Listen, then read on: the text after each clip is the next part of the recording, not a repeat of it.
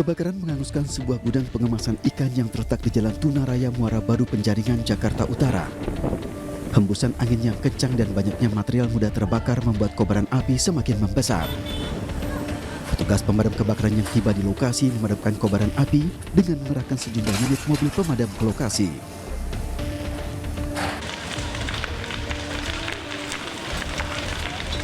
Selain di Jakarta, kebakaran juga menghanguskan gedung Balai Latihan Kerja milik Kementerian Tenaga Kerja di Kayu Dingin, Kota Bekasi, Jawa Barat. Api pertama kali muncul dari salah satu ruangan dan merambat ke beberapa ruangan lainnya yang berada di lantai 2. Sejumlah barang inventaris terbakar tak sempat diselamatkan. Diduga kebakaran terjadi disebabkan korsleting listrik. Ini juga dari arus pendek dan dari laporan sekitar jam 5.30. Ini langsung meluncur ke TKP dengan unit kurang lebih 9 unit. 9 unit mobil pemadam dikerahkan ke lokasi untuk padamkan api. Api berhasil dipadamkan selama 2 jam kemudian. Akibat peristiwa ini kerugian ditaksir mencapai miliaran rupiah.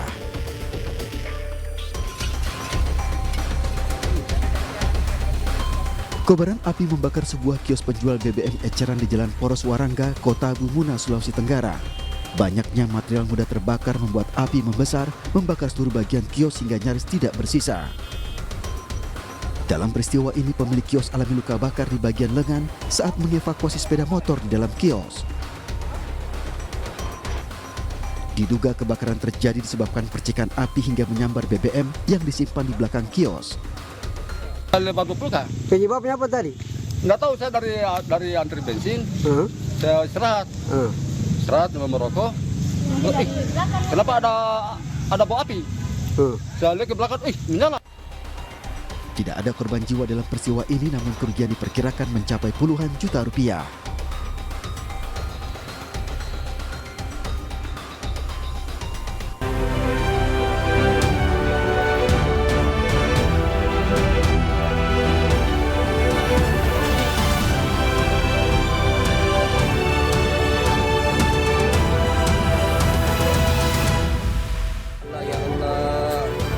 Alhamdulillah. 3 hari terombang-ambing di laut, seorang nelayan asal Sambas, Kalimantan Barat berhasil dievakuasi dalam keadaan selamat.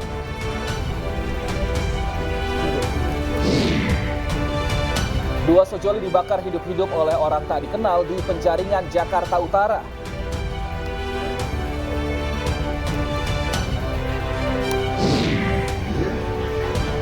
Tengah viral video diduga hakim sidang pembunuhan Yosua bocorkan vonis untuk Ferdi Sambo.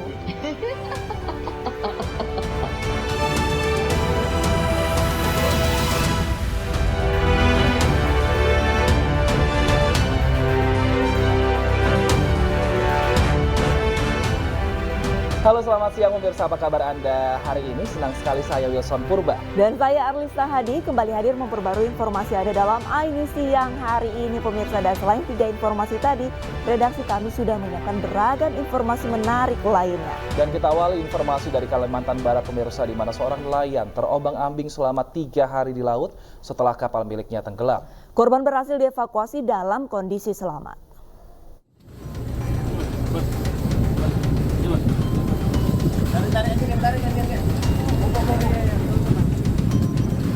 Woi, kasih tambah jauh. Woi, tambah jauh kan? Ya, sedikit lagi Pak, sedikit lagi Pak. Sedikit lagi. Ya Allah, ya Allah. Alhamdulillah. Inilah detik-detik seorang nelayan asal Kabupaten Sambas dievakuasi setelah 3 hari terombang-ambing di lautan. Awalnya awak kapal TB Teman Sejati 01 yang berangkat dari Pelabuhan Sintete menuju Padang Tikar, Kabupaten Kuburaya, melihat seseorang sedang mengapung di lautan setiba di perairan Muara Komangkat. Mengetahui keberadaan korban, awak kapal langsung melapor sehingga tim SAR gabungan bisa langsung bergerak menuju lokasi dan mengevakuasi korban. Yang terombang-ambing di laut, sehingga kami langsung berkoordinasi dengan instansi terkait untuk melakukan evakuasi korban dari tugboat menuju Rumah Sakit Umum Pemangkat. Untuk kondisi korban saat kita evakuasi, korban masih lemas dan mengalami cedera ringan. Korban menuturkan dirinya telah mengapung selama 3 hari lantaran kapal miliknya tenggelam. Usai dievakuasi, korban langsung dibawa ke Rumah Sakit Umum Daerah Pemangkat dan diserahkan kepada pihak keluarga guna perawatan lebih lanjut. Dari Sambas, Kalimantan Barat, Uun Yuniar, Ainus melaporkan.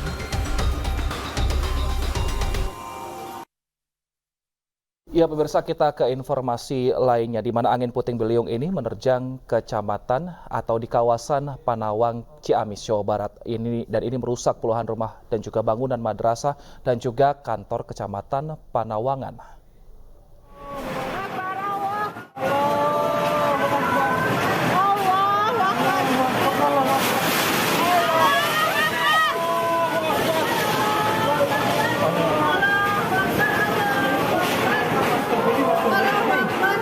Angin puting beliung menghantam wilayah Panawangan, Ciamis, Jawa Barat, Rabu sore. Hujan disertai angin kencang menyebabkan atap baja ringan di kantor kecamatan Panawangan rusak dan terbawa angin hingga menyebabkan arus lalu lintas macet. Berdasarkan data BPBD Ciamis, sebanyak 55 rumah, sebuah madrasah, masjid dan kantor kecamatan mengalami kerusakan. Kebanyakan sudah ada atap rumah yang genting, atap rumah yang asbes, kemudian atap rumah yang seng. Itu hampir semua rumah yang 55 itu mengalami terbang, lepas, dan ya lumayan memprihatinkan demikian. Masyarakat Kabupaten Ciamis khususnya memang dari BMKG sudah menghimbau pada bulan Desember sampai dengan Januari ini masih dalam cuaca ekstrim hidrometeorologi yang ditandai dengan hujan deras disertai angin kencang, juga petir demikian. Hari ini personel BPBD Ciamis akan mengevakuasi pohon tumbang yang menimpa rumah warga sekaligus memberikan bantuan bagi korban. Dari Ciamis, Jawa Barat, Acep Muslim, Ainus melaporkan. Pemirsa, tak hanya di Jawa, cuaca ekstrim juga terjadi di Makassar, Sulawesi Selatan. Belasan pohon dilaporkan tumbang dan menimpa warga.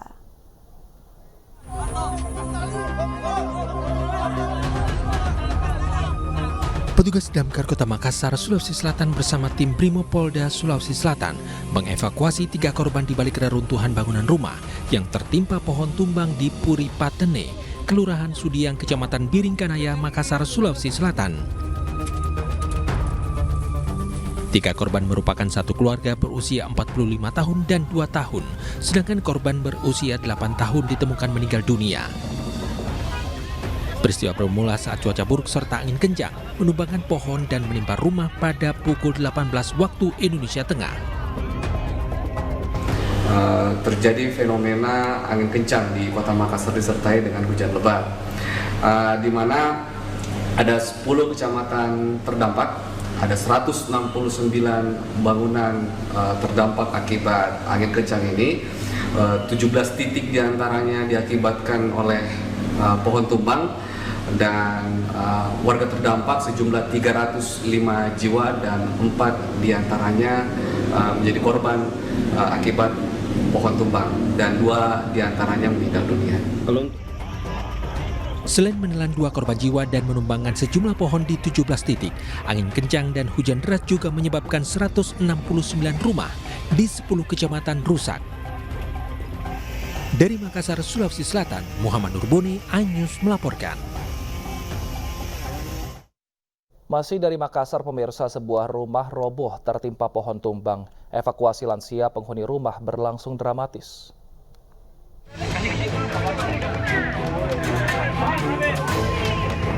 Petugas dan warga mengevakuasi lansia yang rumahnya tertimpa pohon saat hujan lebat di Jalan Al-Markas, Makassar, Sulawesi Selatan.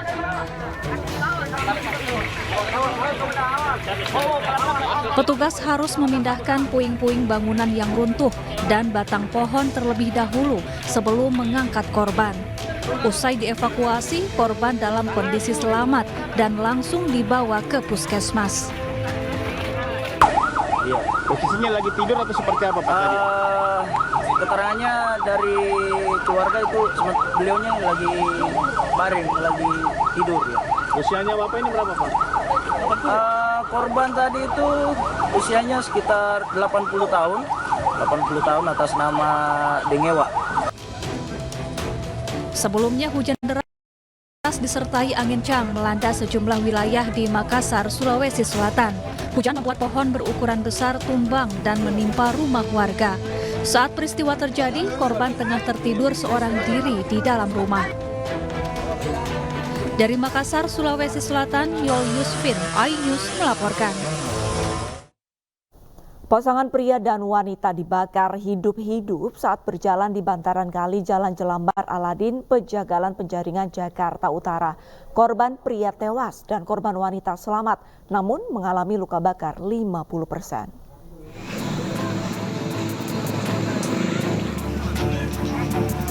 Sobari, pria berusia 40 tahun, tewas setelah tubuhnya dibakar oleh orang tak dikenal di bantaran kali di Jalan Jelambar Aladin, Pejagalan, Jakarta Utara. Kejadian bermula saat korban Sobari berjalan dengan seorang wanita bernama Dewi di pinggir kali Jalan Jelambar Aladin. Tiba-tiba seorang pria dari arah berlawanan menyiram mereka berdua dengan bensin dan membakarnya. Kedua korban sempat menceburkan diri ke kali, namun naas nyawa Sobari tak tertolong. Jenazah korban dievakuasi ke Rumah Sakit Polri Kramat Jati, Jakarta Timur untuk diotopsi. Sedangkan Dewi alami luka bakar 50% di bagian tubuh dan dievakuasi ke Rumah Sakit Duta Indah, Jakarta Utara. Saat ini memang kondisinya sudah mulai stabil dan memang untuk luas luka bakarnya bisa mencapai sekitar setengah tubuh ya, sekitar 50%. Untuk penanganan awal memang sudah kita berikan di sini untuk stabilisasi kondisinya. Untuk lukanya saat ini yang terlihat adalah di bagian wajah, terus bagian dada, bagian depan, dan punggung belakang, serta bagian kaki. Berdasarkan pengakuan korban kepada kerabatnya, pelaku merupakan mantan suami korban.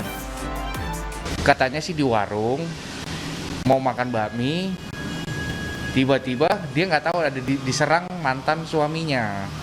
Dia berdua dengan pacarnya. Tiba-tiba katanya sih diserang. Disiram bensin, terus langsung dibakar. Jadi untuk menyelamatin diri dia nyebur ke kali. Hingga saat ini polisi masih memburu pelaku pembakaran. Kasus ini ditangani Polres Jakarta Utara. Dari Jakarta, Sofyan Firdaus, iNews melaporkan. Seorang pemuda dikeroyok sekelompok orang di kawasan Cikaso, Kota Bandung, Jawa Barat. Meski sempat melawan, korban tumbang dengan luka serius di bagian lengan dan juga leher.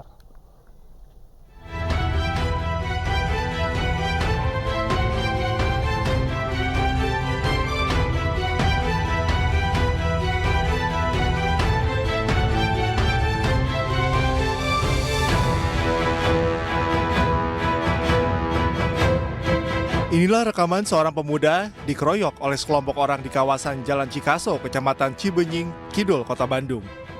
Dalam rekaman nampak pria diseret oleh salah seorang pelaku, namun korban melakukan perlawanan. Namun nahas, pelaku yang diduga membawa senjata tajam langsung menusuk korban di bagian lengan serta leher korban. Korban yang panik langsung meminta pertolongan kepada warga setempat. Kejadian bermula saat korban yang hendak pulang melewati Jalan Cicadas, Kota Bandung bertemu dengan gerombolan geng motor. Saat korban berhenti, tiba-tiba seorang pelaku merebut kunci motor korban serta menyerang korban hingga berlari ke arah Jalan Cikaso. Saat di jalan tersebut, korban dan pelaku sempat saling melawan hingga tarik-menarik. Pelaku yang tersudut mengeluarkan senjata tajam hingga melukai korban dengan menusukkan pisau ke bagian lengan dan leher korban. Korban yang panik langsung meminta pertolongan kepada warga sekitar. Warga yang melihat korban berlumuran darah langsung membawa korban ke rumah sakit terdekat. Saya sempat tanya, karena saya juga kenal tahu warga Cikaso. Saya tanya juga apakah ini warga Cikaso atau bukan. Mereka bilang bukan, dan dipastikan memang bukan. Dan saya sendiri berasumsi ini kayaknya si orang luar atau anak-anak muda zaman sekarang yang malam itu banyak kejadian di mana-mana. Dan mereka hanya cari sensasi. Rencananya korban juga akan melaporkan kejadian ini ke Polsek setempat. Meski demikian, pihak keluarga meminta petugas berwenang untuk menggencarkan patroli rutin agar Kota Bandung aman saat memasuki malam hari. Dari Bandung, Jawa Barat, Ervan David, iNews melaporkan. Seorang pemuda di Tanjung Jabung Barat, Jambi tega membunuh kedua orang tua kandungnya. Jasad kedua korban ditemukan warga dengan kondisi mengenaskan.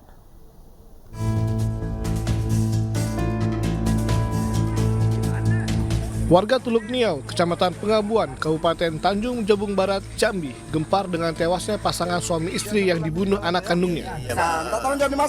Pelaku, Doni Octavianus, 25 tahun, ditangkap saat bersembunyi di rumah warga. Pelaku langsung dievakuasi polisi menghindari amukan warga sekitar yang emosi. Pelaku kini berada di Polsek Pengabuan. Awalnya seorang warga datang ke rumah korban dan mengetahui pintu depan dalam keadaan terkunci, lalu masuk lewat jendela samping rumah dan membuka pintu depan.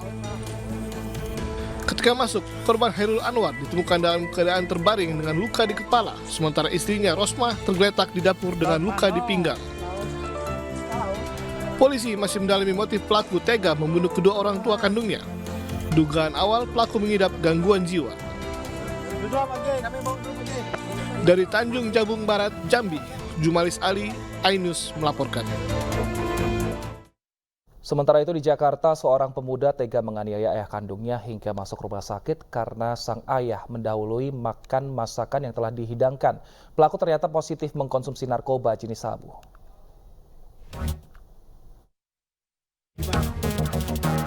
Aparat kepolisian mengamankan SG warga Jalan Bandungan Utara, Tambora, Jakarta Barat. Pasalnya SG tega menganiaya ayah kandungnya sendiri di rumahnya. Aksi penganiayaan tersebut terjadi lantaran tersangka tersulut emosi ketika sang ayah yang telah lanjut usia mendahului memakan masakan yang telah dihidangkan oleh pelaku. Selain itu, pelaku yang berprofesi sebagai pengemudi ojek daring ini juga diketahui positif mengkonsumsi narkoba jenis sabu. Akibat perbuatan SG, ayahnya mengalami luka lebam dan kini mendapatkan perawatan medis di Rumah Sakit Tarakan, Jakarta. Kesal pada saat sedang memasak makan malam untuk pelaku dan bapaknya.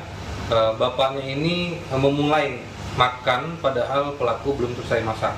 Sehingga kesal, pelaku memarahi bapaknya menyebabkan makanan bapaknya tumpah dan itu malah memicu kekesalan pelaku sehingga dia melakukan penganiayaan terhadap korban yang merupakan ayah kandungnya sendiri.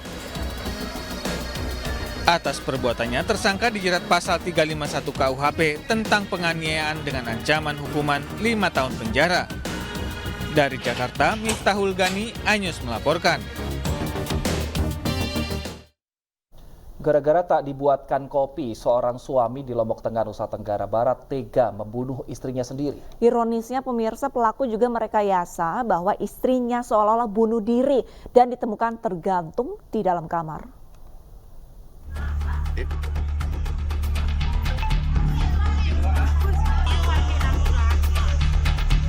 Warga Dusun Pondokomak, Desa Lantan, Kecamatan Batu Kilang Utara, Kabupaten Lombok Tengah, digegerkan dengan penemuan seorang wanita tak bernyawa di rumahnya dengan posisi leher tergantung. Warga menduga korban bernama Pita Suliati, 19 tahun, meninggal karena gantung diri. Meski begitu, polisi menemukan kejanggalan dari posisi korban tergantung, yakni kaki korban dengan posisi menyentuh lantai.